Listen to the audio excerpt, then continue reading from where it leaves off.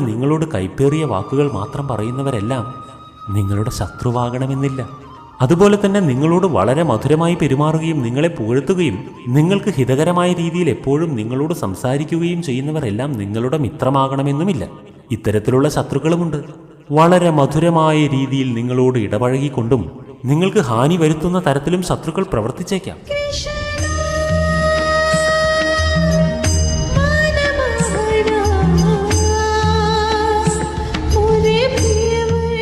അതായത് നിങ്ങൾക്ക് മധുരമുള്ള വിഷം നൽകുന്നവരും നിങ്ങൾക്ക് കയ്പുള്ള ഔഷധം നൽകുന്നവരും ഉണ്ടായിരിക്കാം.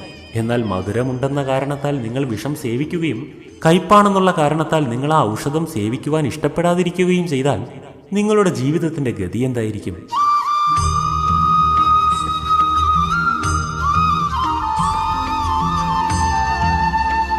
അതുകൊണ്ട് നിങ്ങളോട് കൈപ്പേറിയ കാര്യങ്ങൾ സംസാരിക്കുന്നവരെല്ലാം